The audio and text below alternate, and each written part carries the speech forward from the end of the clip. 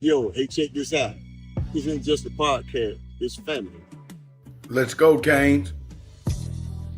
The #1 podcast in the show. Yo, what's going on, everybody in Utah? Just want to let you know. Ain't no me. There ain't no me. It ain't no me. Without you. Without you, baby. Without you, baby. Go Canes. It's you talk, baby. It's that you talk. Yeah, man. Veteran in this game, bringing pain to all these amateurs. Been winning for too long, so they had to change the parameters. Any competition, we sweeping them up like janitors. We using the air without the need for nasal cannulas. Looking to the stands, I'll be laying for the cameras. Big wins every single week. My name is Mr. Magic. If you're looking for a podcast that's real and down to earth, it's all about Utah. There's no me without you, baby. Bust a move. The people show, this is you talk, yeah, the people show. Coming to you live with Frank and Devin. Go on, tell them what they need to know. This is you talk, yeah, the people show. Look, we gonna tell you what you need to know. It's you talk, baby. What you need to know. Hey, it's the people show.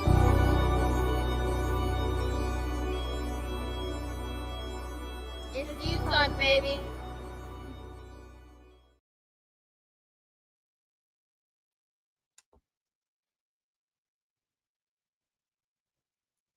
Hey, you talk family, what go on, man? This your boy D, and of course I got my guy, Mr. Larry Frank Jr. with me in the building, and I also see our other PIC in the building, man, which you always know when I come on, I got to bring him in the right way. You know what I'm saying? Because, this is what we do, man. Larry Frank, man, that's my boy. That's my day one, man. That's our day one. We got to bring him in the right way. Yes. You already know what it is, man. I love this guy, man. This is my brother, man.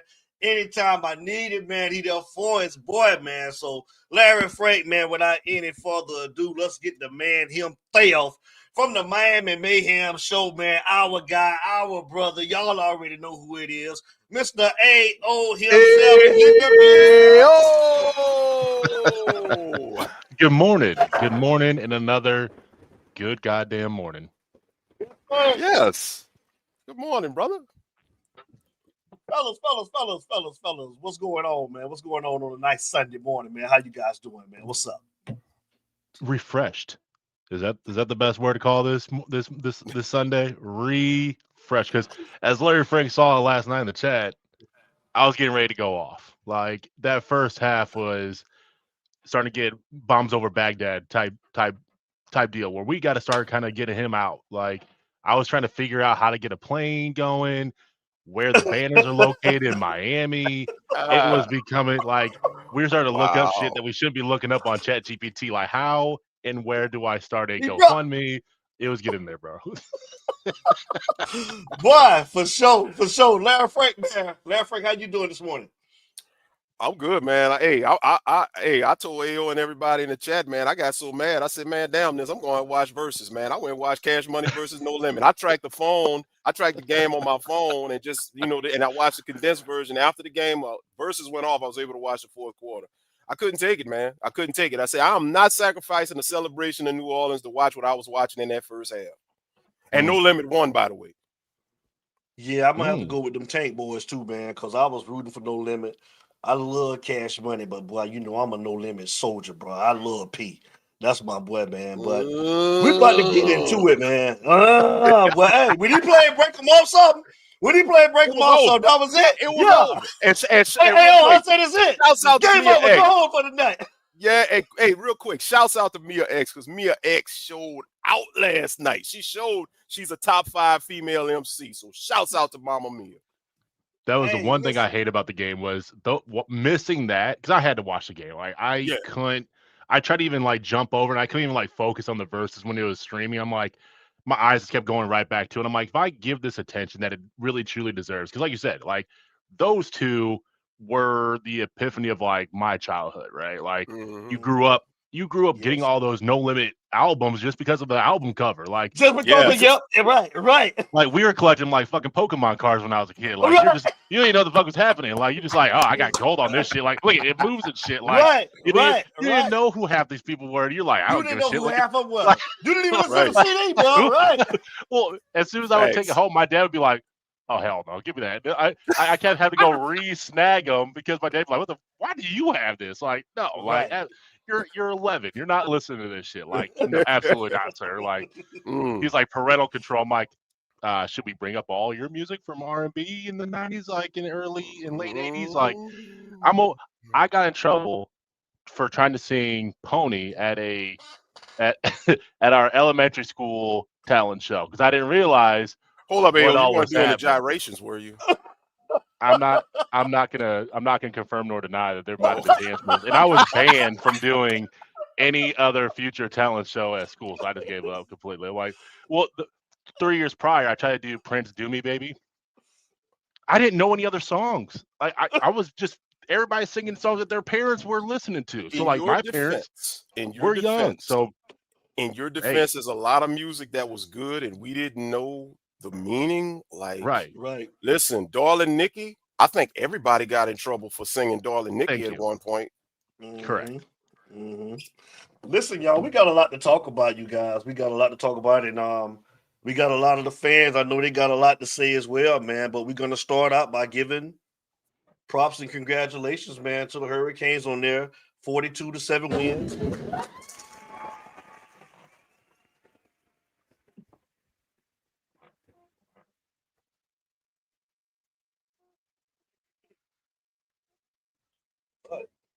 I know y'all got a lot to say because I got a couple things to say as well.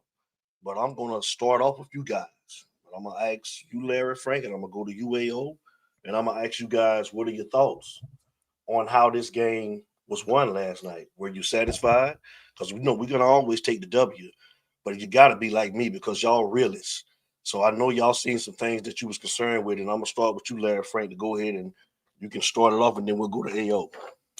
I won't start with the obvious. I'm going to leave that for you and AO because I know that pretty much everybody has their take on that. I'm going to start off with something that I don't think a lot of people are looking at, and that is this philosophy of running the ball in between the tackles.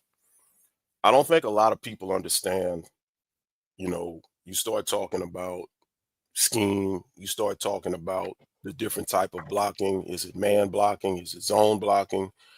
All people really hear on the outside is inside run. And you think that, okay, 5 guys on the offensive line are just supposed to open up holes automatically and the lane opens and the running backs, supposed to go through there untouched and all of this.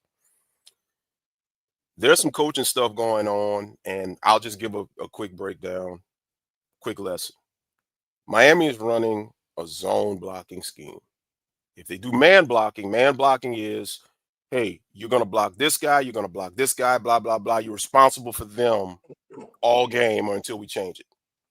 But Miami's doing it different. They're running zone blocking, which means these guys on the offensive line are responsible for whatever guys are in a certain area.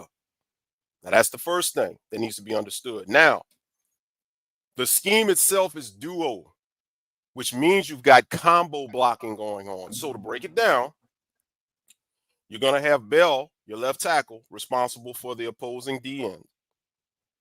The first combo you're going to have is your guard and Brockenmeyer at center, responsible for your opposing tackle. You're going to have your other guard and your other tackle, responsible for the opposing other tackle on the other side. And why people are always saying, why don't we see Elijah Lawton, is because he's your 6th blocker who is responsible for the opposing D tackle. So that's uncovering number 1 of why you're not seeing more passes, because they're using Lofton as an extra blocker. Now, let's get to the meat and potatoes of this thing. With the duo scheme, combo blocking, it's the responsibility to come off of the duo block that you're on, the combination block, and immediately find whoever's in that second level, i.e. the linebacker. So if you've got the guard, the left guard, and Brockenmeyer, the center, on a tackle, Brockenmeyer needs to come off of his block, find the linebacker, block him. And at the same time, your other guard comes off of their block, find the other linebacker, block them. Then at this point, Fletcher, Lyle, Pringle, whoever's running the ball, you pick a gap. You pick which one you're going to. Now, here's the thing. I've seen people say, well, why don't you just run where you want to run? Well, you can't do that. If the play is designed to run through the A gap, you only got two choices. Left A gap, right A gap. And the A gap is between center and guard. So you're either going to go to the left A gap, which is that side, or the right A gap to that side. But it has to be between the center and the guard. The problem here is with that, when you have more men in the box, you don't have enough people to block those other guys. So guess what? This is where pre-snap coaching, you do have an option of a C gap. C gap, it's going to be off tackle. Or in our case, we're using a tight end. It would be off tackle in between the tight end. So at this point, C gap would be, let's get the lane and get something open here between the tackle and Lofton, the tight end. Now, if you don't have a tight end, it's generally to the outside. The problem that I have is nothing is being changed pre-snap. No adjustments are being made pre-snap, or if you're running this for a whole half and you see this is what they're doing, you saw this against Louisville. That's how Louisville shut down the run. They didn't make any adjustments to the execution of the run. So the problem that I got is the coaches eventually, they're going to have to decide that, hey, we've got to make some necessary adjustments. I'm tired of looking at the result. Don't get me wrong. I'll take the result. I'm happy for the dub. I am. But I'm tired of looking at the results of, okay, we won the game, be happy. But you're not looking at the schematics of what it took to get there or what we had to go through to get there. And guess what? You run into a coach with better talent, and I got news for you. These opposing defenses, they're going to blow up these lanes. They're going to blow up these lanes. And this offense is so fixated on running really A gap, they're not even going B gap, which is between guard and tackle. Like they want everything off center, either side. That's just my 2 cents on it, man. So I just hope people understand that it's something I think can be easily fixed, but the coaches have to want to fix it. And I think the coaches, they kind of like some of these fans. I think they're just happy with the results, and they think like, okay, yes. If you know, you know. If you played ball, you know. I'm gonna just leave it at that. That's exactly. I'm done. Man, that's a great take. Hey, yo, come on with it. First, I always like to say this. From what I saw the last couple of weeks, opinions are not bitching. Let me just make that loud and clear. When you have an opposing opinion and you get a result like this, you cannot still go back to the people that are telling you things that they're observing and calling it bitching. That all of a sudden we're not, as fair weather fans, and everything that comes out of everybody else's mouth is, you're condemning the team. It's not. What you're doing is you're pointing out obvious situations that if your expectations are to go further this year, which everybody claims that they want, then you need to be able to do the little things right in order to get that. But otherwise, you're going to run into, just like Larry Frank mentioned, you're going to run into better DCs and better OCs that are going to see what you do, and they're going to easily pluck this, which means you're diminishing your own chances by shooting yourself in the foot, by making sure that the other team has a far more bigger advantage than you do going forward. If you're predictable, then it's easy for me to shut you down with an atrocious, very much, let me be very polite when I say this, the worst ACC team, and you had a dogfight for a half. Let's just be honest. It was a dogfight for an entire half. Yes. What they did in the second half should have been done in the first quarter. Yes. And then you would have been able to see all the rotation. And shout out to, I forgot we had some guys. Hey, Blake, thanks for showing up this game. That was great. Hey, D-line, love seeing the rotation. Forgot we had Pickett. You forgot we had guys. Because you were just like, I haven't seen them in games. Right. You know what I mean? Right. JoJo sighting, more than one. More than just one play. And what I'm saying is this, is that when fans are invested into the true potential of a team, they find and look for things rather than just sitting back and absorbing it. If I had no expectations for this team, I would just shut the fuck up. Right. But guess what? I'm invested because this team has done top 10 recruiting for year upon year. We've invested heavily in money. We invested in coaching. We invested in rotations of players. We've invested in rotations of our coordinators. We've been through this. We know we have talent. If you don't believe it, go look at all their previous tape before they got to Miami and what we could be doing with them. You now have all the technology needed to be able to verify all of your actual expectations. Tony's exactly who they told us he was. So we're utilizing the way that he needs to be utilized. We just need to do the same thing over and over on all the other aspects. For 4 weeks now, the bitching has been rotation, play calling. Just because you get a 47-7 does not mean it's been bitching. It's saying, this is Captain Obvious speaking, 5 dives in a row is pretty easy to block up. And yes, we hit 4 dives in a row 3 times yesterday. Some of it worked, Larry. I get it. You get first down, and then they just completely sealed it up, and we had to go for it on 4th and I think it was like 4th and 1. But it's my point is, all you needed to do was just do the little things, switch it up a hair, and you don't have to even get to that 4th down play. That's right. Switch it up. Like, that's the only thing we're yelling about is please just be a normal OC. A normal OC who just calls a range of plays. I don't know if they don't have anybody else in his ear, but why are you paying for other GAs and other assistants if no one's going to be able to talk to this guy about what he's fucking doing? Because I have people that I work with that are constantly in my ear about other aspects that I need to be doing. Same. And this is why I have these two on the show, because they make my job so much easier, man. Like, I don't even have that much to say after what they said, except we are winning these games solely off of talent and not coaching, you guys. And we've been saying this for a long time.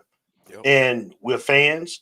I think that we all can agree that if it wasn't for Malachi Tony last night, because when you thought that air was out of the building, he put life back into it. And he gave us opportunities last night to be in position to score points, because it was times where this looked bad, y'all. They got real bad. Like, when we talk about coaching, you know, on 3rd down, Brockemeyer was getting pushed back into Carson Beck's lap all night last night. We had a 4th and 1. And instead of running to the left side where Bell was, or running to the side where our All-American CC Malinois was, we ran straight up the middle to where the guy was getting killed all night and got stopped on 4th and 1. What kind of shit is that, bro? Because that's stupid. The stubbornness, and they're just adamant on doing it their way, and it's almost like they don't want to admit that it's not working. And at the end of the day, I don't want to hear about. And this, hold on, Larry Frank, but this takes me to my next question, like me and you talked about last night. Larry Frank, I'm gonna ask both of you guys. We always talk about adjustments. Is it that can they make adjustments, or do they really just not know? Because we seen last week against Louisville. Louisville had the blueprint against us, and they beat us. We come back and do the same thing. They told us in the interviews they wasn't changing anything. Is this more about that they don't know? They don't know how to make adjustments, and with this Pee Wee League offensive playbook, defensive playbook, like, this is what it is, and this is just what we got to live with. Can that just be it? They don't know.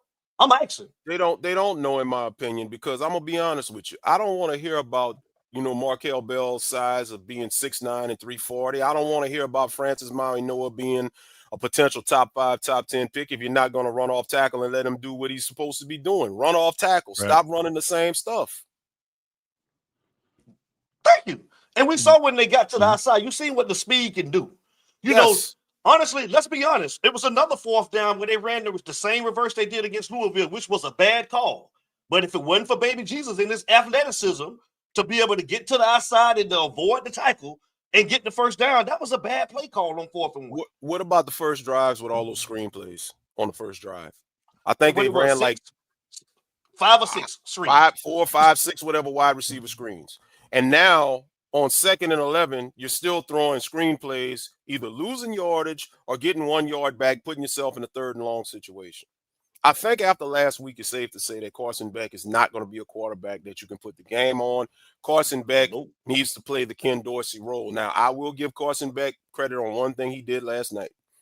That touchdown to C.J. Daniels was he put that ball where it needed to be. The timing was good because he got it out there. He put it on point where it needed to be. He threw it fast enough to where the defender didn't even see the ball coming. The defender's back was turned, and then it was a greatly thrown ball with an even greatly received catch because CJ had to catch that ball off of the defender's back pad. It was just a great throw. But it's simple. Look at what this is OG Kane Stanford. just said. Yo. Better opponents, we lose. Offense is like watching right on paint cue. dry. It's simple. It's right simple. on cue. Right on That cue. part. It was Stanford last night. It was Stanford last night. And yeah, we could look at 42-7, and yeah, that's what we were supposed to do. But am I the only one who saw the 42-7? LNV just said some. Larry Frank, read that. Fans, LNV fans, let. I'm not gonna say what that emoji is, but y'all know what it is. Let that get wet too early in the season. My. First quarter of the season wasn't even done. We're talking about Heisman and draft stocks. What facts? Right. That facts. Part. That part. And they were wet. Listen, it's the people show. James Freeman, you on deck. We waiting on you because I heard you got a lot to say. So I'm giving you 6 minutes today. So James Freeman, the Lions are waiting on you. And we're gonna take some calls now, man. But James Freeman first, waiting on the phone call. But what are you guys like next week? Oh yeah, we having the Hall of Famer Eric Dickerson on the show. And I'm sorry, you guys, I made a mistake and I said 7 o'clock when I was setting the show today. And I apologize, but Wednesday, it won't be Thursday, it'll be Wednesday. The show Eric Dickerson, man, Hall of Famer, man. Y'all know played at SMU. He's gonna be joining us, man. So you guys tune in on Wednesday at 8 o'clock. Hold on, James. I gotta ask Ayo and Larry a question real quick. What are you guys' thoughts about going into this game against SMU next week? Talk to me. I don't care who go first. Go ahead, Ayo. I mean, realistically, like you guys kind of mentioned, is I still don't know who this team is, and that's sad. I feel like you said, doing the little stuff has not been easy. Like you're now on the road where you're going to have a potent offense that can just continue to strike if you keep giving them more and more chances. It's Louisville all over again. Except for now you're in their house. Like you have to be able to actually adjust from series to series. You need to be able to adjust realistically from play to play. And I'm sorry to say this, but I'm starting to kind of think about what you were just kind of mentioning with the pre-snap call. Like why is Beck, who's played against much better defenses than this, why are we not adjusting out of this shit? Like, how do you not see what the defense is giving you and check out of things or check in? Like, why are we still going straight into the middle of this? Like, at the end of the day, the hardest part for me to realize is who's really calling plays. And if you don't know what your ladder really is, that means that you have too many Chiefs and not enough Indians, and there's too many people that are trying to make the simple thing harder than it really should be. One person needs to be making a call. One person needs to make sure that it's executable, and that's it. Every other potent offense in the nation, that's all you see. OC, QB. Everybody else is out of there. Like, I don't know what we are. I still don't know what we are yet. Like, and that's going to be hard because there is expectations. And realistically, like everybody's kind of saying with, who's to blame, OC, head coach, QB. In my mind, in just like every job you talk about, it always starts from the top and makes its way down. If Mario's allowing it, then you're at blame as well. It needs to change up and needs to get directed. I feel like that's the hard part is we're in our own way. Louisville didn't beat us. We beat ourselves. That part. And we're going to keep doing it. Come on, Frank. I got James on. I'm gonna give you your go. What you looking forward to at SMU? Real quick, and I'm gonna pass it to Stallion. Miami's gonna lose next week, and I'm not saying that as a Miami hater. I'm not saying that because I want them to lose. I'm saying it because I don't believe in the coaching staff being able to make the necessary adjustments, the slow starts, or either we're gonna have a fast start, we're gonna take our foot off the brakes. Rhett Lashley, as we know firsthand, when he was the OC over here, is a capable offensive mind. He's an X's and O's guy. They're coming off of a loss yesterday. It's a noon game at 12 o'clock, and it's our first game leaving the state of Florida. That doesn't bode well for Miami. So cut and dry, keep it short and sweet. I don't have Miami winning next week. That's just me. Come on, Stallion. Talk to us.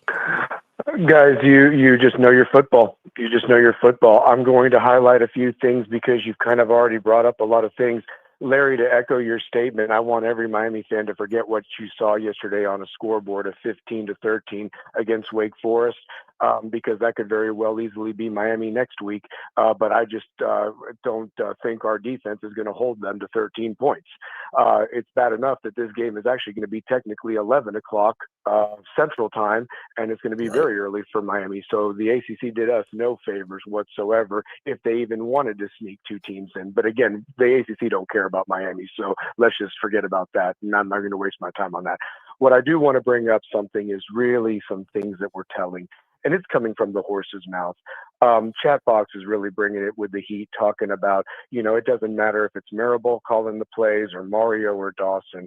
I mean, it's the Three Stooges, guys. I really hate to say that. And the truth of the matter is that they don't understand personnel. They don't understand the way that you need to actually utilize your personnel correctly in the situations that you're in. I'm going to bring up 2 points that I talked with Larry off the show.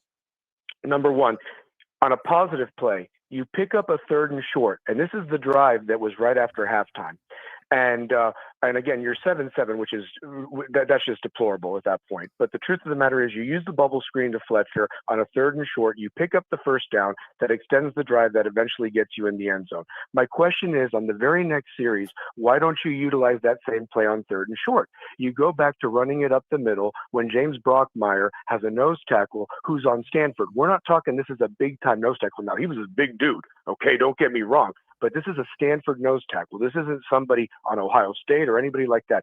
And like you said, Devin, they blow this boy off the ball and threw him back into the lap.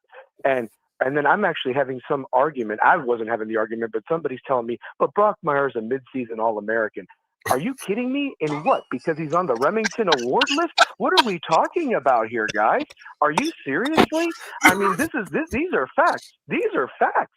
And this is what he's worried about. I mean, if you're worried about awards, then go root for somebody else. We need to win games, man, and trophies and banners is what we're after. And you're worried about a damn midseason award guy? I mean, that guy was getting blown off the ball by a Stanford nose tackle, and then you ran it up the play. You ran it twice up there. And why don't you go the C gap? And here's the other thing, Larry Frank, personnel usage, brother. Look at Jared Pringle, man. Look at Lyle with that burst, man. Lyle looked like he was finally over that ankle.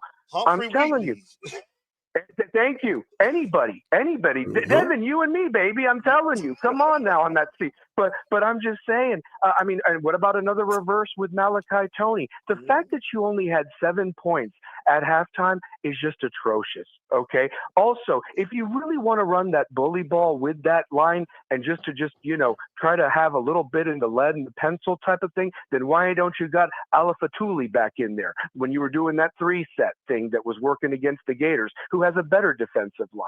Oh, because they know that they're going to run it and then they're just going to put 9 there? Then why didn't you create a wrinkle and blow one of your tight ends from that set, running naked down the seam, just like you did last year with Arroyo? You've got some young guys out there, and AO, man, spot on. Why are we not seeing the young guys? It doesn't have to be against the Bethune-Cookmans or when we were just destroying that intensity of USF. I mean, Donta Simpson yesterday, stud. I know that Lightfoot's a little bit light, and so is Booker, but at the same time, man, that speed, get them out there, get them the reps. This is how they learn. This is how they get better. Blunt. I mean, need I go on? And then the other thing, too, that I wanted to bring up. Yeah, exactly. And I know I'm running short on time and I don't want to take up too much more time, but I just want to bring up things that needs to be educated to those that continue to defend this buffoonery. Okay. But again, why are you not utilizing your personnel and you keep going to the same well, but you've not added any wrinkles? Again, this is just atrocious. Also, let me just talk about Carson Beck for a second. Okay. If you're just going to have him hand the ball off, whether his shoulder is hurt, guys, we could have saved the 4.5 to 6 million, whatever he's getting, and just let Emery or Nickel do that and take their lumps throwing the ball. Am I wrong by saying that? Honestly, I mean, if he's just going to hand the ball off, okay, all right, and why don't you just do that? If his shoulder's hurt, sit his ass. Okay, simple as that. The final thing that I want to bring up. Okay, and I've already stated it. I think we lose next week. I want to be wrong. I'll be the first one on here next Sunday to say I was wrong, but I just think this is prime upset for Miami to lose next week with the circumstances. But I'm going to leave it with this, guys.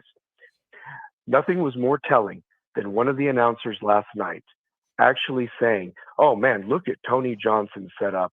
Look at him doing that right there." Yeah, we talked with Dawson about Tony Johnson, and the reason he's not on the field is because there's Malachi Tony. That came out of your offensive coordinator's mouth. And do you want to know, you don't even have to pay me whatever Dawson's being paid, that I'd scheme up to get them both on the field if both of them are talented. I'm out, guys. Have a great weekend. Go Canes.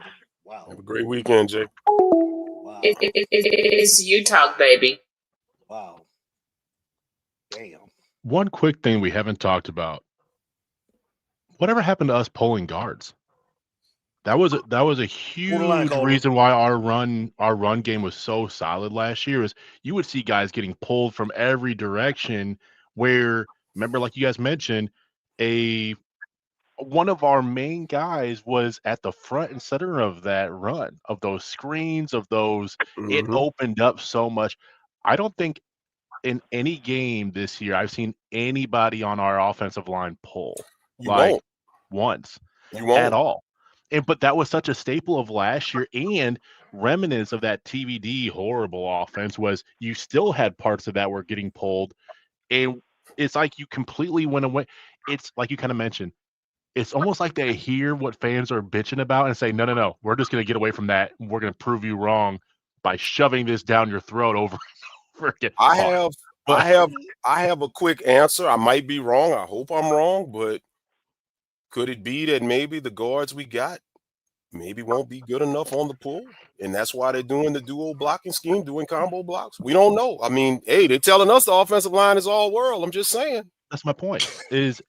But that's the thing is, why do we have to have all world guys when even a simple FBS school like a BYU or a Utah, or just put anybody in this, Washington State, because I don't think they're in any kind of competition, they do the simple shit. So why do we have to have all world fucking anything? Like, why does it have to be this guy has to be a number 3 draft pick in order for us to do shit with them? Like, every coaching staff across the country doesn't just say, oh, we don't really have the greatest tight end in the world, guess we're not going to throw to him this year.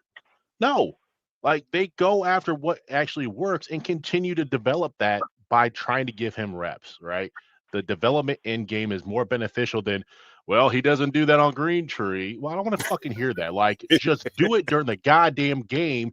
Make your scheme not predictable, and you'll actually open all that shit up. I mean, that third quarter, oh my God, you actually ran to the perimeter. And I think it caught everybody off guard. Everybody's like, Miami does that? And you saw that open up the entire drive. I mean, it just but the pulling of the guards was such a staple for that offensive line. Like you said, it's almost now they only go straight and they bully ball everything. Like, it's predictable. All I got to do is keep throwing guys at you. And you're not rotating your guys out. I'm rotating the defense at you. So I'm actually starting to wear your offense out. Yeah. Your caller, man. You on the line with Utah. State your name and where you calling from.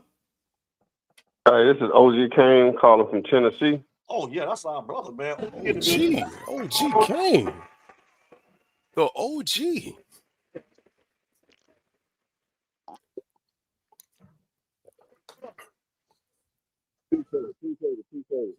Yeah, I'm with AO and Larry Frank. I mean, we might not have the guards. I know from what I see, my opinion, McCoy, he's getting beat up. I don't think he can pull very well. The one guard you can pull,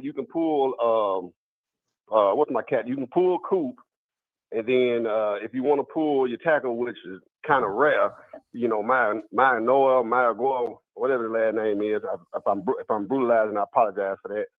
But that left side and your center getting blown up every play. Every play he getting blown up. So, for him to be short and they getting up under him, standing him up, I'm like, what is really going on? But anywho, guys, we play a better opponent. Larry Frank see us losing to SMU. I see SMU. I see North Carolina State, and I see Pitt. And then we got to go to Virginia Tech. You see what them boys do when they play at home. They get up. If I'm not mistaken, then they just upset who was that they played at home? Was it NC State? Was it NC State? No. Well, no. NC State played Pitt. yesterday, I do believe. But I see 3 more L's. I hope I'm wrong. I see 3 more L's. I mean, you didn't score until the end of the first quarter because you're trying to play bullet ball. You think these folk ain't watching film? Cal. You think these They folk beat ain't Cal. just exploring? They beat Cal? Okay, it's Cal. Yep. But they hitting the gaps, dog. I mean, you know what I'm saying? Those plays, when we bounced it to the outside, that wasn't design play. That was your running backs just bouncing it to the outside, your scat backs. Mm-hmm. Those are designed to go straight, just like we was running before, and they bounced it to the outside. Yes, they did. Now, I could be wrong. But this Dawson, his press conference, when we lost to Louisville, my man said the running game is what it is. It is what it is. Those are the exact words. Now, I don't know if y'all know, Mirabal is just not the offensive line coach. He is the run scheme coordinator. Now, let that sink in. He's the run scheme coordinator. You can look it up. Look it up. You can go to Miami, whatever. Look at the coaches. He has that by his name. So, dog, I don't know what to tell y'all as far as this offense and who's really calling plays, designing the runs and all this here. I don't know if they gave him that extra title so he can get a little extra money. But, dog, it's not good, dude. If your offense is taking that long to get started. OG, real quick, I want to that point that you just said, I don't know if you saw it, but I'm going to highlight it. Last week, Nevin Shapiro on his show, Nevin said that he got inside intel that it's Mirabal and Mario calling plays along with Dawson. Now, I don't know if it's true. We don't know, but this is what Nevin support. Do you think that's possible? Well, I'm going to say this to that.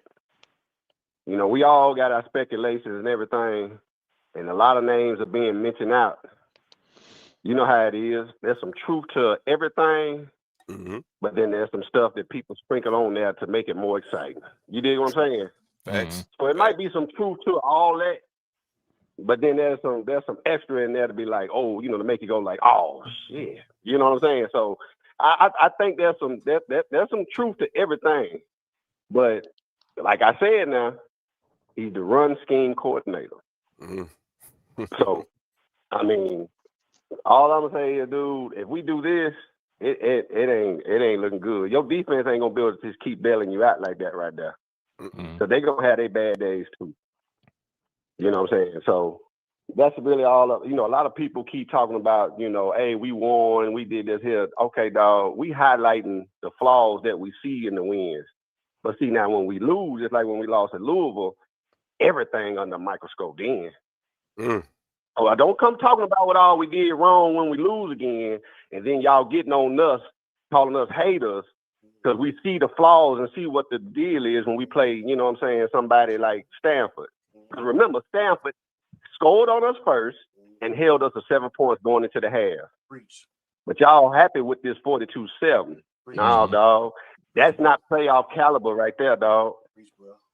That's not playoff caliber. But anywho, I'm going to get back to it. I just wanted to say my piece and explain to everybody when I'm making comments in people's platforms and stuff, I'm not being a hater. I'm just pointing out what I see that's going to hurt us in the long run. And with that right there, appreciate y'all. Hey, I'm going to get back in the comment section. All right, OG. Appreciate you, OG. It's you talk, baby. Dev, can you pull up Rebel of the Cause's comment? Rebels of Cause right here. I got a question for you both. Why wouldn't we have depth? Why would this be a true statement when realistically we've had how many countless top 10 recruiting classes? You've had the elite coaching staff that only focuses online. Why would that be true? How would that be true? Like what other line nationwide, other like say ACC, right? What other line? Because we got to stay in our conference. We got to win this goddamn conference. Why would anybody else be like, oh, we can rotate our O-line in and out, which they do during the game? Why can't we do that? Because realistically, I don't understand that. No one else has as many blue chips ratio on their offensive line as we got. We got 4-star every year. guy after guy after guy with maybe one project here, right? Like a Bell. And got the Why number would we one not have it? offensive lineman coming in next year, right? Right. So then does he need 3 years to develop? What about Sampson? What about Right. what is that? Like where are these guys at? Y'all just stole my thunder because I'll give you a quick answer. They're not being developed. I don't want to hear about how good they are because you Right. could see the product is on the field when those other guys get in. You see Sampson get in there, can't block to save his life, getting blown up, pre-snap penalties, undisciplined. This is stuff that's teachable. And guess what? You learn about the fundamentals of offensive line play from junior high all the way through high school. Yeah, Right. you fine-tune your techniques when you get to college, but you know the basics of knowing your snap count. You got guys getting in there, they don't even know the snap count. Right. So it's a problem with development. That's why they're sticking with the same 5 guys, and that's why when guys leave and other guys come in, it's a little bit of a project. Real quick, Right. Rockemeyer transfer, I think what it was TCU he was at. He came from TCU or whatever. Okay, Yeah. you're hearing about how good he was at TCU. Oh, this is a great transfer. 3rd consecutive center that we got in the transfer portal 3 years in a row. We doing centers just like we doing quarterbacks. What Right. happens? Against less than stellar competition, okay, he's doing what he's supposed to do. But when the level of competition gets up, the exposure gets up. And guess what? Correct. They know that. So you think they're going to put a backup in there? Hell no, because they ain't developed them. That's an off-season project. But what really And I is agree with development Larry if they Frank. can't get in the game? Like, what really is going to be development? Until you get them in the game and you can really see it over and over and over, how do you get them the reps to actually develop? Why do you have to wait for third quarter against the worst ACC opponent to do that? They need to be in the rotation so you actually see the shit. Like, it's got to get there. Like, the depth issue I put on coaching only. Like, if they're, because even like you mentioned, the starters are making mistakes, there is no penalization to them. They don't run back to Mario and talk to him and then go back out and lose a rep. You know what I mean? There's no in-game adjusting to anything that goes on. And that to me is accountability, which then sacrifices the development because you only learn and address on Green Tree then. So you got to wait a full day if you made a mistake to even learn what you should have did right and then go try and redo it. Like, you got to wait a whole week to try and recorrect your action. Like, no, you go and make the mistake, you come back in the game and you try it again. And you can see if you're learning, it progresses. Otherwise, I don't know, man. It just the simple shit again. The simple things. Caller, you on the line with you talk. State your name and where you calling from. Hey, what's up, my boys? You already know who it is. Oh, be Mike in there.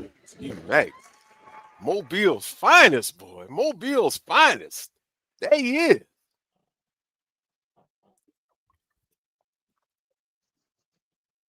How y'all doing? How y'all feeling? Bless, bro. How you doing? Yes. I'm doing good, brother. I'm blessed and highly favored. I'm good, man. Just taking it one day at a time, you know, trying to do this thing called life. But I'm good, bro. I've been catching y'all show, man, but you know, this schedule they got me on now, bro. It's putting in work on me, but I won't be all right. So I had to change that schedule up, you know, do the information with my wife, but she doing good. Good.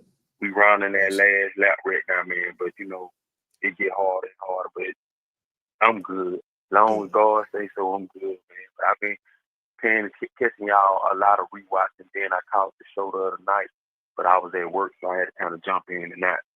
Man, let me get straight to it. I'm gonna say this, man. It's a shame, dog. And I told y'all, and L, I know you're gonna remember this. Remember what I told you when we hired Mario? Everybody was how good Mario recruit. We're gonna get the money in here. We're gonna do this.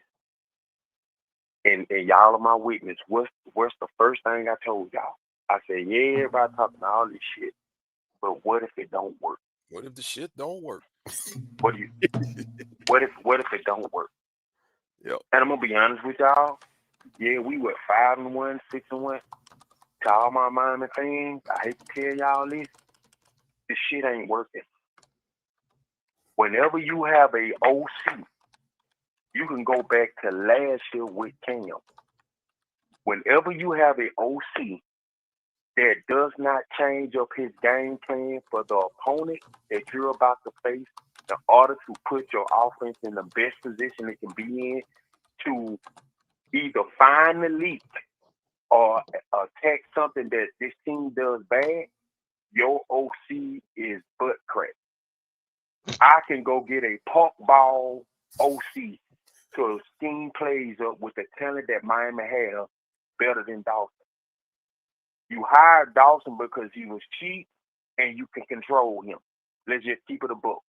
That's why you hired him, because he's controllable. When you have an OC that knows how to do his shit, he can scheme. He can use his talent. Miami does not use, we don't use our talent the right way. We always, this man run hope-ass plays. Throw the ball and hope the person hits it. That's a new one. I love it. Run the damn ball and hope that we get past the fucking line of scrimmage, bro. I am so tired of seeing these plays. And did y'all hear the guys that was calling the game? They said with the talent that Miami has, why do he keep running up the A-gap? Why do you keep doing dives? 4 times they said it. You are doing the same shit. You're doing the same thing. And then to make that comment, our running game is what it is. No, your offensive play calling is what it is because you do not have no plays to scheme your talent open. Oh. Man, all you gotta do is go back and look at when he was at goddamn Houston, man. Why you think this man got fired after 3 games in Kentucky? Because he was running the same shit. And then everybody, oh man, and man, hey, shouts out to Malachi, man. I love it. I love the way that young man plays. That man plays with a big heart. But bro, you're gonna get that young man killed. Yes. Because going forward, even going into next year, every coach is going to scheme against him. And I hate for you to put this man in a position where you're trying to get him to do something that he's just not going to be able to do. And keep it a book. When Carson Beck threw that pass to him, when he cupped it, hell, he didn't even know the ball was coming until he got his head around. Thank God he got his head around the time. Because my son said, damn, Dad, he caught that ball. Yeah, he caught it. Because that's that young man being who he is, him being an athlete. But damn, every play you run, you got Carson Beck looking for this young man. Meaning what? Everybody that can watch football, that can run plays, that know plays, you're only scheming for your slot receiver. And once you shut that down and kill that bullshit run, Miami cannot move the ball. And against Louisville, I kept asking myself, damn, why the hell we running plays where we only got a slot, 1 wide receiver, and a tight end going out? And it's like they all doing these blend ass running routes. Damn, do we even use any of the other wide receivers? And the reason why you put the ones in that you did last night, because y'all got all this bullshit going on the internet, and these players are starting to call coaches and shit out. Mm-hmm. But I'm gonna say this because I gotta get ready to head to church, guy. But I'm gonna say this: it's not gonna work. We are finna waste money and time fucking with Mario. And everybody, this is just my opinion because I've been watching a lot of football. There is not a dominant team in college football this year, so get that shit out your head. Everybody can be beat. The reason why Ohio State is number 1 because they haven't played any stiff competition since Texas. So now everybody's assuming, oh, this. Same thing with Indiana. Indiana is good, but they ass can be kicked too. It's called preparation. And let's keep it a buck. When you get to that playoff, it's only 1 game. It ain't no way I'll see you next week. There's not a dominant team. But Nick Saban said it Saturday. Miami passed the eye test because of the size. Mario just don't know what the F he's doing. He's not using these players. And on top of that, like I was just saying earlier, man, rotate these guys in. Because last night, it showed. Melzador wasn't on that field. Even though we put Lightfoot in there, you got to get these players more experience.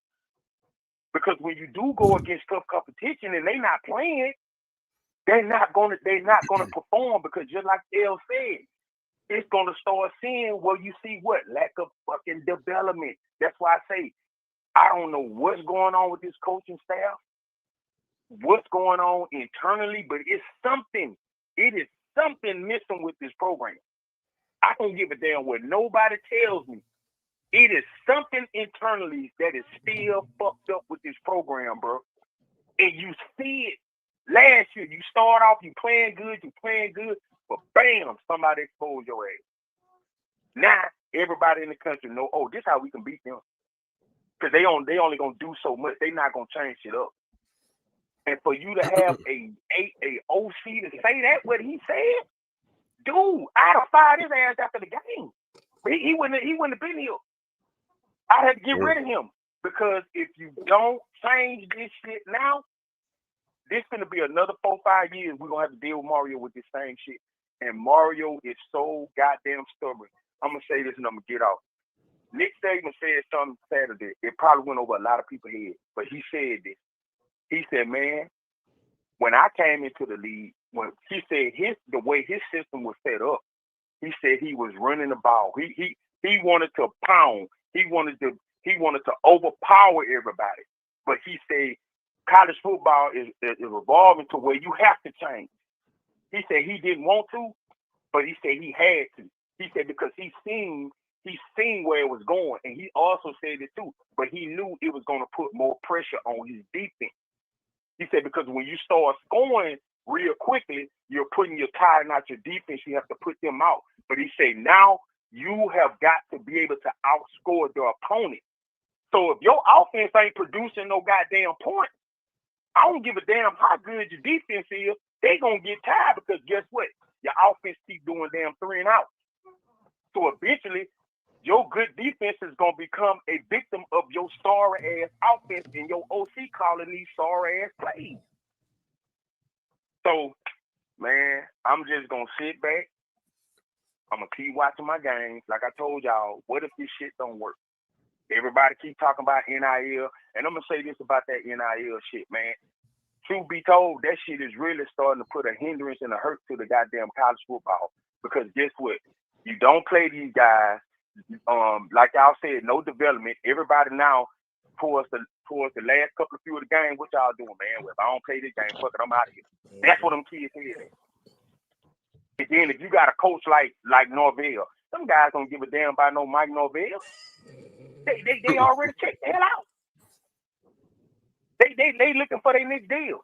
And I ain't ragging on Florida State. I hope they get their shit together. Same thing with Florida. And I'm gonna tell everybody that's hollering at Lane Kiffin train. Lane Kiffin ain't finna do shit in Florida. He ain't did shit in Ole Miss. So why y'all hyping him up to go down there to Florida and it's gonna be this big splash? Hold on. What the fuck has Lane Kiffin did? He ain't won no championships now. Let's just keep this shit 100. Yeah, I got to push back on that, but I ain't gonna do it. No, push back. I'm trying to agree with that's going to I gotta push back. Let me say this. Let me say this real quick. Let me say this. This is my point here.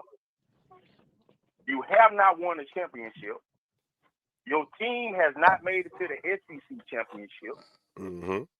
What have you done to warrant that it's been a show enough takeoff in Florida? Not to mention that they got some internal shit going on down there in Florida that your boy stated on the game on the college game, wherever the one that come on during the day. Lane better take a look at and wondering why did Mullen leave? Why is it that now they're talking about now that they was not willing to put all the money they need to put into the NIL, and they went far as back all to talk about Urban Meyer and why he faked a health problem and left. So they're saying that it's something internal that they're not talking about that is going on in that program. But my thing with Lane Kiffin, you have not done enough for me to pump you up. That's all I'm saying. They paid for what? They had the second highest NIL last year at Ole Miss, and they didn't do shit with it. But those was all the players that Lane Kiffin wanted. Let me come back. B-Mike, I'm up against it, B-Mike. I'm up against it, man. Give us some departing words real quick. Okay. Brother. Okay. Well, I love y'all guys, man. Keep doing what y'all doing, man. I like the app and all that. I got to get everything downloaded so I can. I jumped in it the other night, but I wasn't able to stay on that long. But man, salute to you guys. I like the way. I like where you talk is going, man. Keep doing what y'all doing. You know I'm gonna rock with y'all, man, because this is the realest podcast on the air, man. So y'all boys keep doing what y'all doing, man. I love you, cat, man. And you know, till we talk again, I'ma holler. Love you, man. And praying Much for you love, too, brother. Much love. Continue prayers. Okay. All right, man. All right. All right, man. Later. Okay. Frank, go ahead and respond to that. Yeah, I want to respond to that, and then Hurricane 865 had a question we could get to whenever. 954, call on. I'm gonna put you on hold. Call back in 904. I'm holding for you. And for B Mac, I know you had to get off, but if you're still listening, and anybody else, why I think Lane can be a potential problem. I'm not going to hold what he didn't do at Ole Miss against him in the SEC, because that is Ole Miss, and that's still the SEC. Lane consistently has won 9-10 games a year since he got there. He led Ole Miss to, 2 consecutive 10-win seasons under Jackson Dart. He develops quarterbacks. In the SEC, you're going to lose games. You're going to lose games. It's just the nature of the beast. It's the SEC. Hold on. In the SEC, you're going to lose games. It's the nature of the beast. At the end of the day, Alabama last year just lost to Vanderbilt. I mean, it's going to happen. So I think if Lane goes to Florida, even though it's still in the SEC, he's got more money. He's got better selection of players. He's got a better resource rather to get players and all of that. And all he has to do is develop an offense that's pretty good at Florida, get the right people around him. Lane could be a problem. I think his chances of being a problem are exponentially higher if he goes to Florida, but that's just mine. Giovanni, what's up? You on the line, man, with Utah, man. Welcome to Utah, brother. What's going on?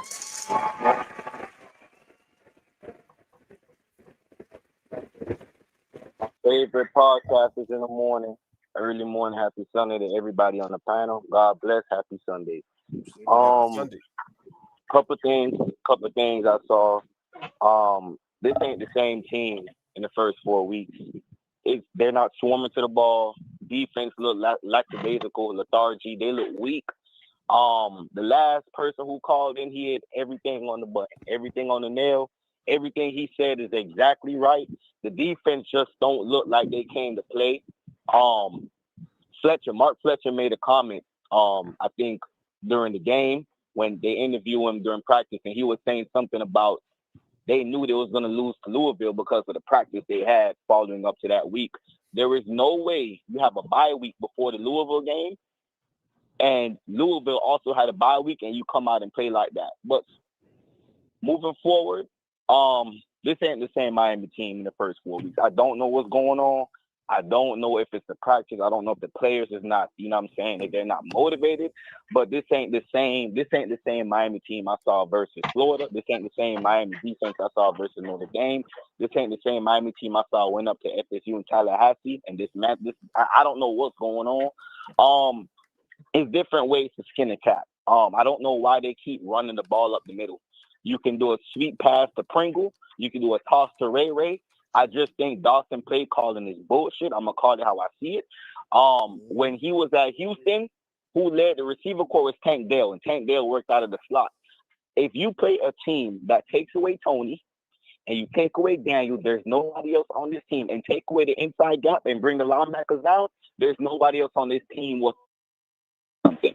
Because you single out these players every play. If you play a defense, will take away the screen, take away Tony, leave Tony on the island, take away Tony. Not saying he can't get open, but if you strategize to take away Tony, take away Daniels, as you can see, where else you're going to go with the ball? Rotate these receivers. Last night, the only reason why he put these receivers in, like what the last caller said, because you had heat off social media. Josh Moore said, free me. Then the upshot said, free me. When you put JoJo in the game, you barely target JoJo. I use him as the blocker most of the times when y'all run. I don't know how much times I'm going to say it, but it's a different way to skin a cat. You could run outside. You could do reverse. It's so much ways you could run the ball, but they are so obsessed with running the ball up the middle. I don't know what it is with this offense, but if you're not throwing a screen pass, if you're not hitting the ball to Tony, and if you're not hitting the ball to Daniel, who else is going to step up? That's where your depth comes in. But the depth will not show up in the postseason because you're not being used. Also, Brockemeyer is getting blown up every freaking play. If you play a team will have a strong nose guard, did you watch the game versus Florida State? I saw Daryl Jackson had his way with Brockemeyer the whole time. Most times when Bet make a mistake, is because that D tackle or that nose guard comes right up the middle and pressure Bet would make him force a bad throw.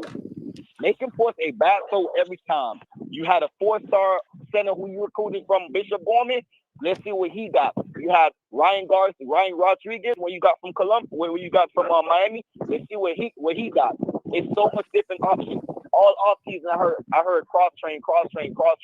If one person ain't doing their job, what Nick Saban would do? Pulled you out, put in the next person. That's why you recruit, and that's why you got depth. This is not the same Miami team. I won't be surprised if we lose 2 more games. I'm just being honest with you. I'm not getting my hopes up anymore. I'm just being real with you. The offense that's being run, it's very, very, very basic, fellas. I just got to be real with you. It's very, very basic. If you're not hitting Tony, who's your next person? Last night, Tony didn't lead the receptions. I bet nobody know who lead the receptions. It was Tony Johnson. That means you have talent on the bench. You have talent on the bench. You got to rotate these receivers. When these recruits come, they want to see, okay, am I going to get a chance to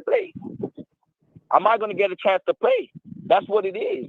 Mark Fletcher had a great game, but what about when you play the Alabamas? What about when you play the Ohio State and you got other linebackers going to come down and stuff that hole? Do you have that running back who's going to take the outside and go? That's just all I want to see. Last night, Daniels had an off game. How you tied up 7-7 with Stanford at the half? How are you tied up with Standford 7-7 at the half? I mean, football is football. You come out there and play. But if you want to be this dominant team, what was your dominant team the first half? Where is it? This is not the same Miami team in the first 4 or 5 weeks. The first game when we played Notre Dame, we was amped up. I don't know what it was. I don't know if we took some energy drinks, but we was ready to prove the riders and the naysayers wrong. This team right now, this ain't the same team. We're going to lose to NC State, and we might lose to SMU. I know everybody in the chat might disagree with me, but that's just how I feel. That's my opinion at the end of the day. If you go to the postseason, I'm not hyped up because I know any defensive coordinator who say, you know what, I'm going to take away Tony, I'm going to take away Daniels. Let me see who else going to step up. You don't have nobody. You went out there, you flipped Josh Moore. Play Josh Moore. Keelan Mary had 2 drops last night. You put JoJo in the game with no targets, but you use him as a run blocker. What you doing? All this hyped up like he was the best thing since Andre Johnson when it comes to his route running, but you're not using him. You mean to tell me JoJo on the island, you can't get him open? Carson Beck is forcing the ball to Tony every play. Every play. Dawson's offense is best for slot receivers. That's why Xavier Restrepo had a lot of yards out of the slot. When you take away the slot and you take away the inside run, who else is going to be there for you? I just want to know, fellas, who else is going to be there for you? You take away Tony and you take away the inside run, who else is going to be there for you? You don't know because you haven't seen him. We on what you on, Juan. I mean, Giovanni, we on what you on. So you recruit Josh Moore, you recruit Dylan Upshaw, you got Ray on the bench. You mean to tell me it's the third quarter, you got 28 points on the board. You can't put Ray in to see what he got. You mean Ray is not that going good in practice? I can't see him. He's just not doing what he's supposed to do. Yes. He's just not doing what he's supposed to do. All of a sudden, it's 28 points on the board. I cannot see Ray on the field. I just can't. You remember Robbie Washington, who we recruited with his brother? You can't tell me Robbie Washington wasn't a dog. You cannot tell me Robbie Washington wasn't a dog.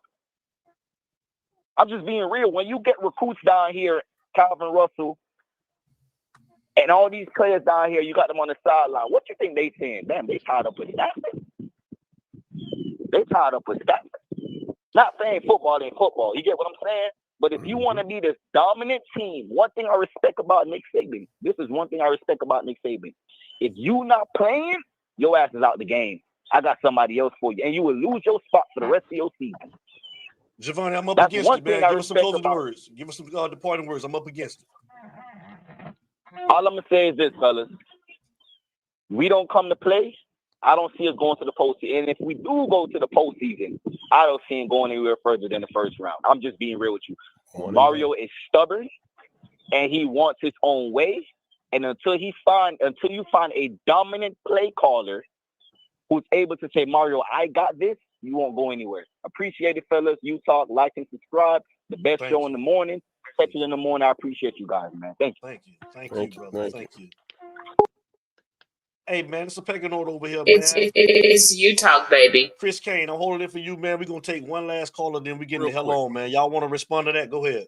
Real quick, I wanted to highlight this comment, and I'm gonna let AO, comment on it as well. Robert Benjamin says we won. He said we won by 35 points. These dudes still, I'm assuming he's saying still complaining.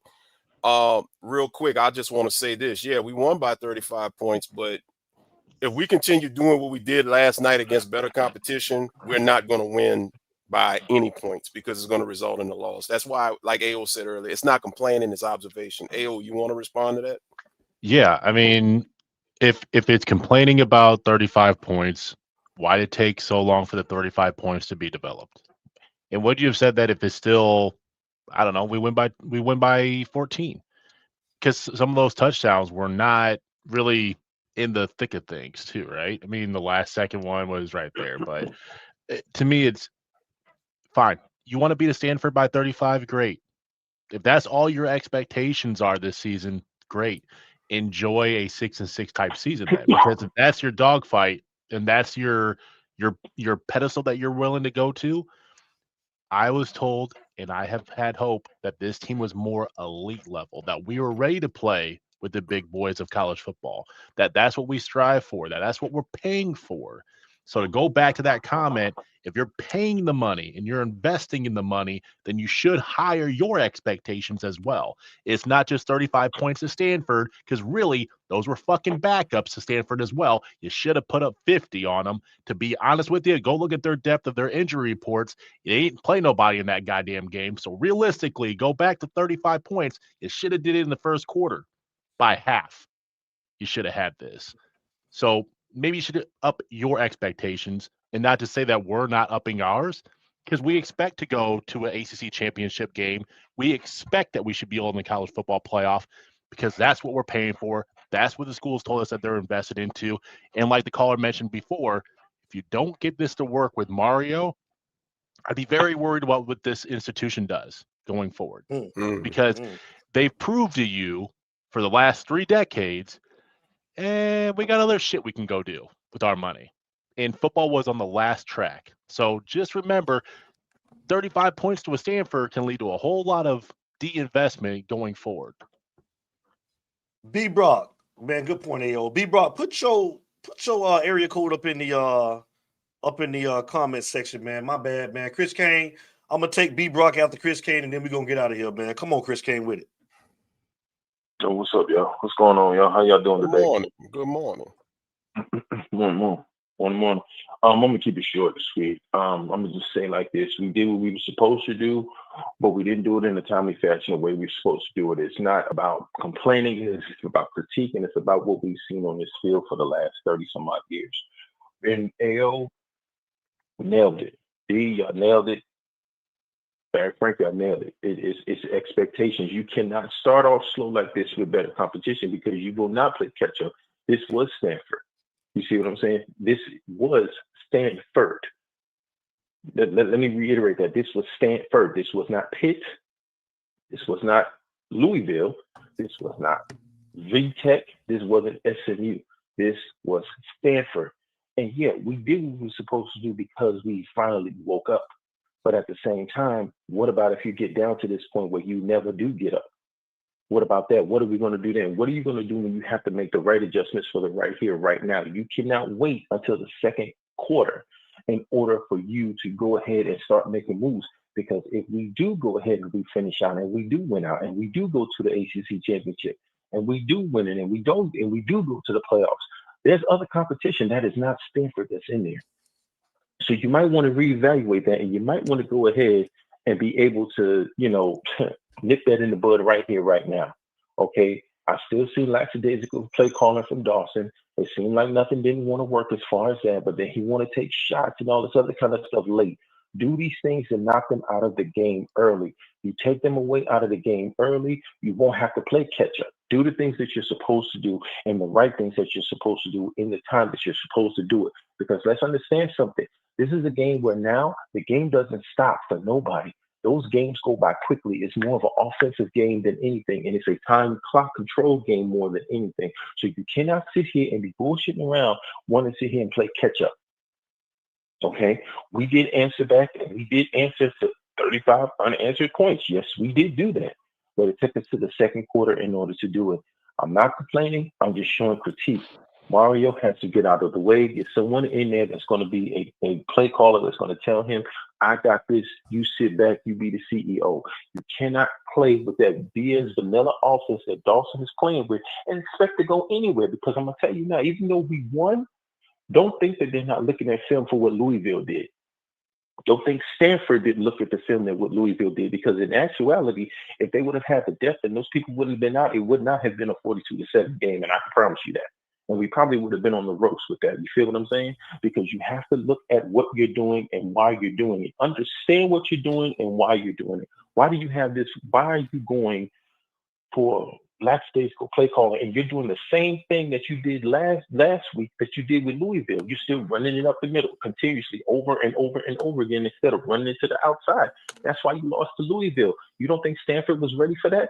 If they would have had the depth, they would have stopped us on that every single time. That fourth down play, when they stopped Mark Fletcher, I believe it was, why would you run it up the middle when you know that that's what's been stopping you all game? See, Dawson need to have his ass slapped in the face for doing some shit like that. I'm just being honest with you, because that right there is just showing you exactly what you're not willing to do. Okay, you're just trying to do this insanity and trying to make it seem like insanity, and you want to get the same results, but you're going to try to get something different, and that's not what's going to happen. You cannot play teams like this. Now, who do we got next? SMU? We got to go to Dallas. You don't think that they're playing for that? We always play. We always play 2 steps forward and take 5 steps back. And we do this to ourselves every single year. And I'm tired of seeing it every single year. Mario needs to hire someone that has some nuts. But the problem is that he hired these coaches that want an opportunity to be in the big leagues that they know that they ain't going to have no pushback. Because I can tell you right now, you ain't going to get away with this shit with Lane Kiffin. You ain't going to do it with Dabo. You damn sure ain't going to do it with Nick Saban. You ain't going to do it with Les Miles. You ain't going to do it with Brian Kelly. You ain't going to do it with Chip Kelly or nobody else. You ain't going to do it with Ryan Day or anything else like that. So why is it that every time we get an opportunity to have someone there, you have these bullshit ass play callers that do this lackadaisical crap, and then you get upset when they do it, but you're not sitting there saying anything because you're a stubborn ass yourself. Okay? It's ridiculous. It's ridiculous. Okay, there is no reason why Stanford should have shut us out in the first quarter. There's no reason at all. We should have shut their ass out in the first quarter. They shouldn't have had no points. And AO, you are right. You say 50, I say we should have put up 60 on their ass. That's what I say. But anyway, I'm going to just go on about my business. I'm going to keep on listening to the show. And I'm going to tell you something, Mario. Let's get something straight, bro. From this on out, you got SMU, NC State, you got Virginia, and you have Pitt. If you fuck this up, I promise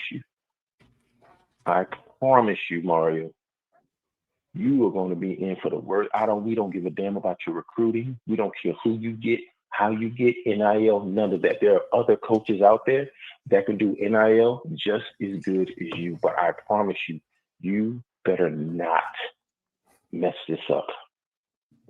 You better not. Handle your business and win convincingly. I'm out, y'all. Go Canes. All right, Chris. It's Utah, baby. Listen. Great show. Gotta get out of here though, man. Larry Frank, AO, man, give us some departing words so we can get the hell on. Go ahead, AO. I'm gonna let you do the honors first. Yeah, I think as we've kind of wrapped this up, the main word of the day is accountability. And I think that we need to start looking back on Miami's history of this, that we've never had anybody held to the fire, and that's what causes this. Is if you look at Rick, you look at Mario, you look at Manny, you look at Golden, you look at Shannon, you look at Coker, All of these guys failed at Miami because they couldn't get past themselves on one simple aspect. If it be a QB coach that needs to be let go, or hey, just hiring a big time OC or DC, we couldn't get out of our own way. We replaced them in a heartbeat, right? Same thing. Just like for all of us at work in our daily lives. If your feet aren't being held to a fire, you don't adapt and you don't change. You don't make yourself better. You don't have the urgency to make yourself adapt to become better. No one in Miami staff is being held to the fire right now. There is no worry that you're not going to be let go until the end of a season. You're going to keep getting paid. My thing is this, is that we hold all these players accountable. We hold them out for games. We tell them, hey, you got to earn your way back to the field in order to become get targets, to get the rotation, to get all this shit. But we don't do that to our own staff. If there's 3 people calling a run play, that means you don't have a good enough OC to really make the call. That means you don't have trust and belief. Same thing for defense. They make adjustments. They hold us in the game. They're holding their own. Offensive score. I get that. As long as you're not making the same mistake game to game, I can live with that. But our OC is very much in trouble with how he's running this boat. But it's not all on him. Who's holding his feet to the fire? The head coach. If no one's holding his feet to the fire, that's your AD. And if there is more than that just meets the eye, it's realistically this, is that we're walking down the same path we keep walking down before. It's Manny all over again. People have to be under the fire, no matter how much they love the Canes, no matter how much they bleed orange and green. At the end of the day, the only thing that matters is wins. Win after win after win. And being there to prove the point to the defenses that you play against and the other opposing teams that you're going to run them out. No one should be looking at Miami and putting the bullseye on our back. That was the type of game where you impose your will and make people fear coming down to Miami. I saw the U being thrown down again. 7-0. And they were just okay with it. Teams should be worried about coming into Miami and doing that kind of shit because they need to be worried about getting their the brakes beat off of them.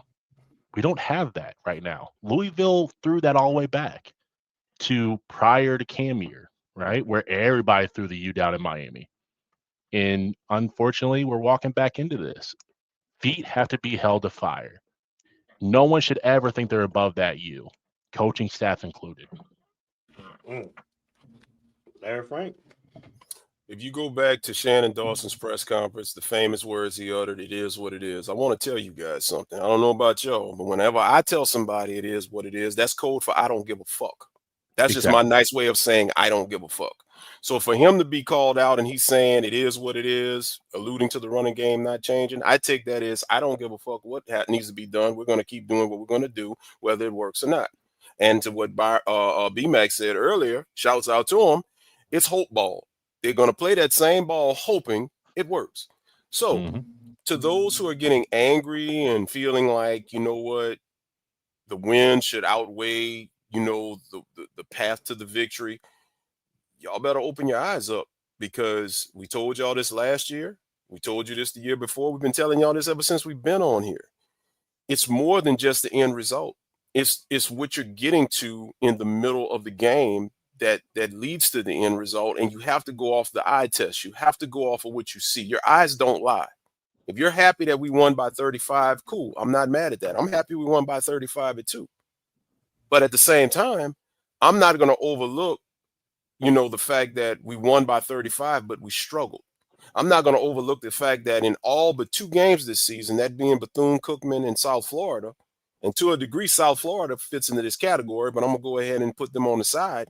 In all but those 2 games, Miami did not play a complete game because they either started fast and took the foot off, or they started slow and had to play catch up. I'm sorry. It's just, I can't give a pass to that. I can't give a pass to that. Being ranked top 10, being 6-1 is cool. I love it. But at the same time, I can't overlook what's happening, you know, with all of that, because I know that it's going to rear its ugly head. Maybe y'all forgot about Syracuse last year. Maybe y'all forgot about Georgia Tech. I didn't. AO didn't. D didn't. So at the end of the day, all I'm saying is we got an uphill battle to climb. And I just looked at the schedule, the ACC schedule. Georgia Tech, they got 3 games. They're going to win. They're in Charlotte. No doubt about it. Our only hope is going to be Virginia. But first things first, we got to handle our business. So All I'm gonna say is we'll just keep hope alive. You know, I guess I'll change my name to Jesse Jackson and keep hope alive because that's what it is right now. That's all I got. Y'all have a great week. Michael Repository, it's simple. I'm with you on this. This staff is garbage. In a 4-year sample size, it's clear that they do not have the ability to make in-game adjustments week to week. It's just that simple with me, Mike. I'm with you 100%. Listen, we want to say thank you to everybody that tuned in. I know some of y'all like to do shows for an hour and 30 minutes past. We don't do that shit over here. If you've been watching my show, man, since I started doing this, I don't give a damn who on. We don't do that over here, you know, and plus we're trying to do something. So we appreciate everybody tuning in. You know what I'm saying? But this show here on Utah don't go past an hour and 30 minutes. So thank you to everybody. Everybody that tuned in and that support the channel. I appreciate everything. Larry Frank do, AO do, but we don't do that shit over here. I'm sorry, y'all. So we love you guys. Please tune in on Wednesday, man. We will have the great, man, the Hall of Famer, man, Mr. Eric Dickerson will be on, man, with Utah, man, represent his SMU Mustangs. So let's give him hell, man, and tell him they ain't shit. Hopefully we can get a blowout win, man, versus what we did this past week, last week against Louisville. And goddamn it, man, you know, the Standford game, we'll take it, AO. We'll take the 42-7. But we want to start off fast, man, against SMU, man. So come in the chat, talk shit to Eric Dickerson. Let's get this win next week, man. And like Larry Frank said, you guys have a great weekend. Y'all know how we start off every show that we do, and y'all know how we end every show that we do. It ain't no us without you, baby. And we out. We love you guys, man. Y'all stay up. Ayo, I need to holler at you and Frank after we get off, man. Give me 1 second, man. Y'all take care, man. It's Utah. Y'all already know what it is, man. Love y'all. It is what it is. Boy, you ain't got no sense.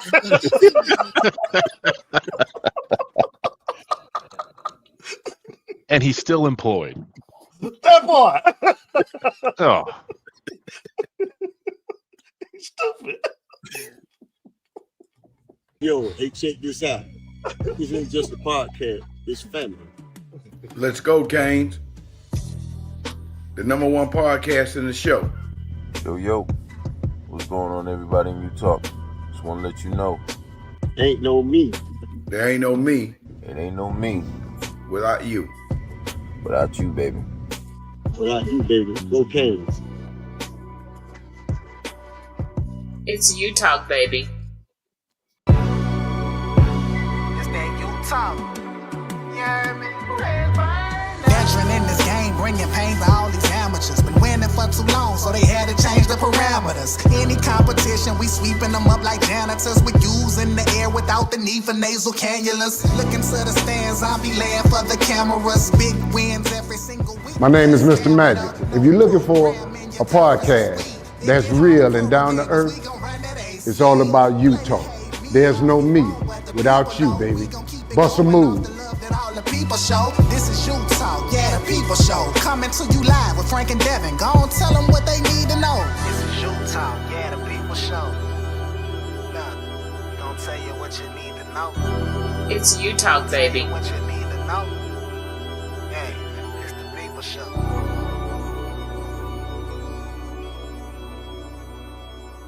It's Utah, baby.